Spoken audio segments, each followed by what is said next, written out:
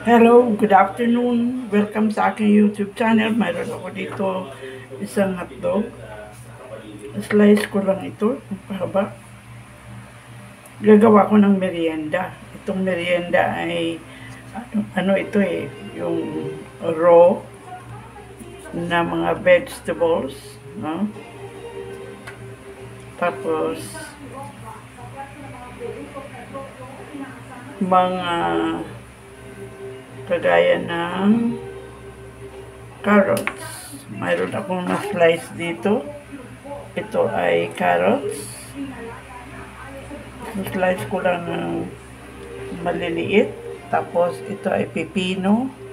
Tapos ito ay pang-salad na lettuce. Ang gagawin ko ito na merienda. Plus ang aking na-slice na hotdog. Ang gagamitin ko po ay ito, rice paper. So, ang rice paper ay ilalagay ko sa tubig para ito ay lumambot. Pero hindi naman ito dapat ibabad. Bali, basain lang. So, nakaganito lang siya. At pwede ko nang lagyan ng pipino, little bit of carrots,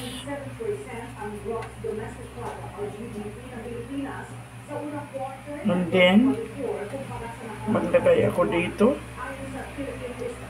sa baba.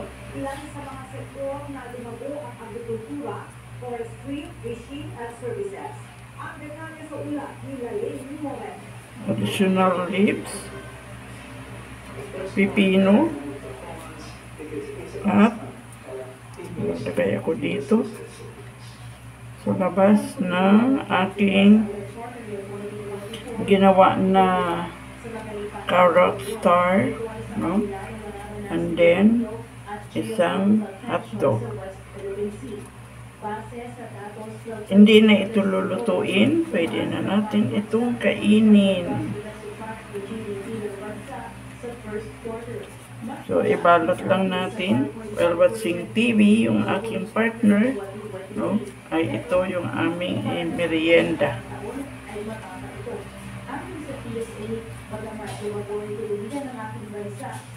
Okay. Roll.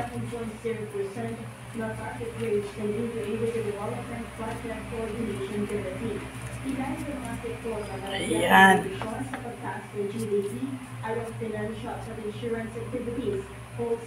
Again.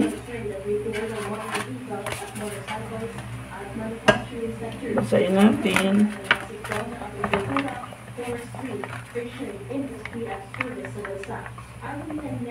Ayan. Basahin lang.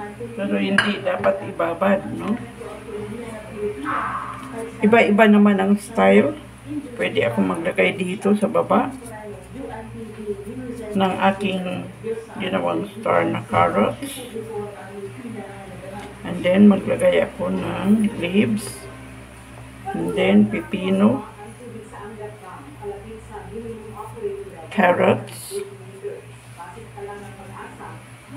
and my sliced hotdog.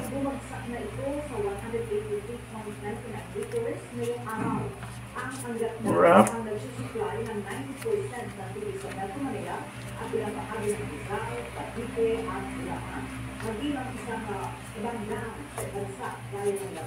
There. Gawa pa tayo kasi dalawa ang kakain at ito ay sure ako magugustuhan ng aking partner bilang merienda namin today. So very healthy, raw vegetables. And then ilagay ulit ako ng star. Pwede dito, kayo po kung ano ang gusto nyo, kung saan nyo ilalagay. Then maglagay ako ng edible leaves. And then maglagay ako ng pipino. And then carrots. and hotdog, unroll, nagpapitri support si Pangulong Marcos sa Zamboanga City, mga probinsya ng Zamboanga del Sur, Zamboanga del Norte at Zamboanga Sibugay na magpabuwang halaga ng 58 million pesos at kay Pangulong Marcos. there. Tinutulungan ang pamahalaan at sektor ng agrikultura na apektado ng matinding tagpuyo. Dito naman ang Zamboanga Peninsula, ang basta 2,000,000 hektarya at lapis pa na naapektuhan dahil sa matinding init na apektuhan sa pagkakas. Pero meron po nakakapanghinaan nito. Ang Department of Agriculture naman ay patuloy na pag-monitor at nag-aaral ng mga strategiya lamang patungkol sa cloud seeding operation sa mga irrigation system at paggawa ng climate resilient infrastructure project. Tiniyak naman ni Pangulong Marcos na inisitahin rin ng iba pang elevated areas. Hindi lang ang Zamboanga ang makatira natin ng tulong, kundi lahat ng rehiyon ay ang gagawin. Kung bansa ang tatamasa ng mga programa na ating pinagkakulo. Sa datos na inibulat ng Pangulo, aabot sa 3.6 million na katao ang naapektuhan ng kabuhayan at nasa 5.9 billion pesos naman ang kailangan na sayang o hindi kinita ng mga magsasama at mag-isda dahil sa epekto ng El Nino. Then, Maribro, USTV News and Rescue, Jefferson Amisadigan, Servisyo Publiko. Ayan, ito na po yung ginawa ko. Fresh na merienda. Puro vegetables.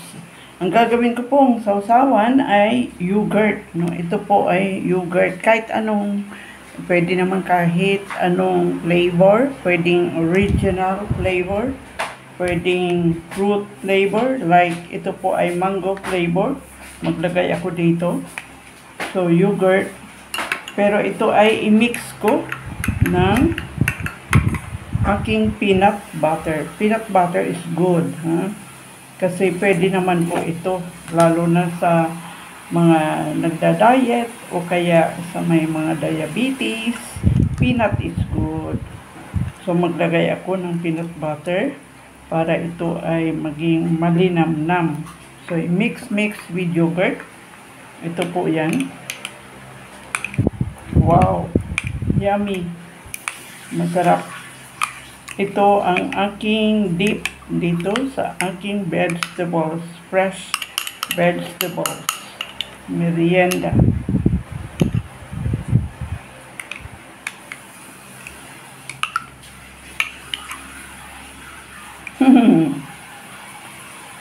Nakakabusog na, pero very healthy merienda for today.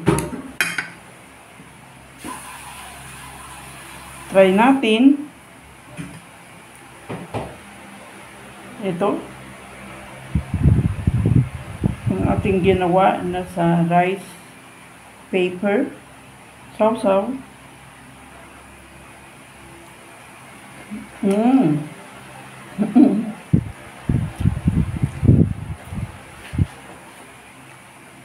Sarap. Try nyo, masarap.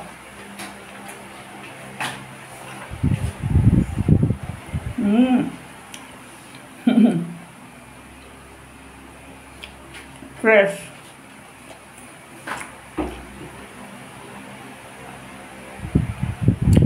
Ang sarap-sarap. Itong dip, pwede na natin kainin. Pwedeng dip, pwedeng hindi. Ayan, merienda po tayo. Itong aking niluto na merienda for today. Vegetables.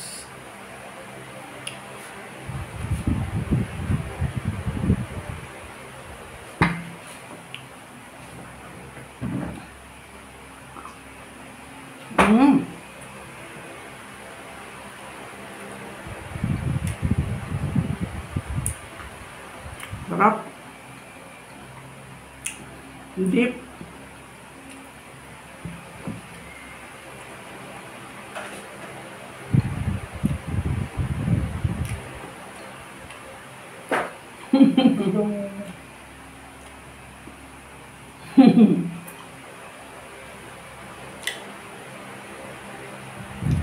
Thank you for watching my vlog.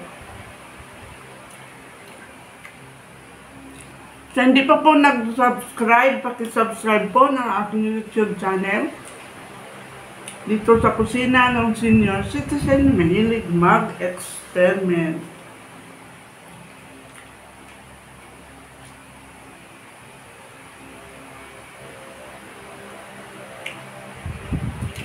Sarap po. Try nyo. Padalo. The best. Bye! Thank you for watching. God bless us all.